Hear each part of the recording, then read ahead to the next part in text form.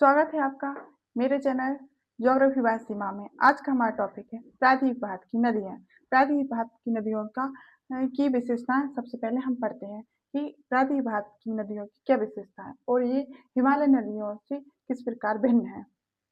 यहाँ पर देखते हैं ये जो प्रायद्वीपीय भारत की नदी है वो उनकी चौड़ाई जो है बहुत ज्यादा होती है, अर्थात इनकी जो चौड़ाई है वो ज्यादा है और ये संतुलित अवस्था में है। अर्थात जब नदी अपनी प्रारंभिक अवस्था में रहती है तो इनका जो जल रहता है इसका नदी का वो एक तेज बहाव के कारण अपना मार्ग परिवर्तन करने में समर्थ रहती है, परंतु जब ये अपनी संतुलित अवस्था में प्राप्त होती हैं तो ये अपनी जो मार्ग है वो उतला हो जाता है और इनका मार्ग बहुत ही संतुलित हो जाता है और ये बहुत ही प्रौढ़ अवस्था में प्राप्त कर चुकी हैं। कौन सी नदियाँ? प्रायद्वीप भारत की नदियाँ। और ये मुख्यतः ये भ्रंश घाटियों से प्रभावित होती हैं। भ्रंश घाटी से मुख्यतः दो नदियाँ प्रभावित होती हैं। कौन कौन सी? नर्मदा नदी और एक ताप्ती नदी। और इन नदियों का जो जल का स्रोत है वो वर्षा का जल है। अर्थात ये जो प्रायद्वीप भारत की नदियाँ हैं ये अपने जल के लिए किस पर निर्भर है? वर्षा पर। यदि वर्षा ज्यादा होगी तो ये नदियां बाढ़ भी आती हैं और यदि वर्षा नहीं होगी तो ये सूखा का कारण भी बनती हैं।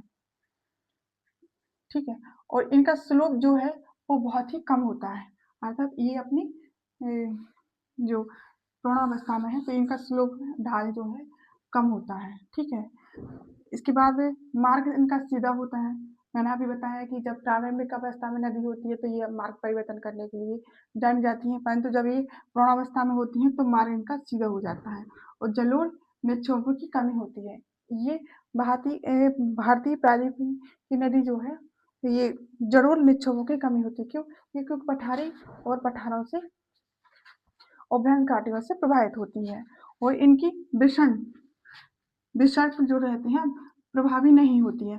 विसर्प आप जानते ही होंगे कि इस तरह से जब नदी प्रभावित होती है तो जब ये क्षेत्र जो हो ये जो ये तेज प्रभाव के कारण ये जो नदी है यहाँ से काट कर सीधा मार्ग कर लेती है और इस क्षेत्र को कुछ हजारों सालों में एक झील का निर्माण हो जाता है और ये अपना मार्ग सीधा कर लेती है। ये जो है वो क्या है? विसर्प। ठीक है। जैसे कि गंगा नदी विसर्प के लिए जानी जाती है।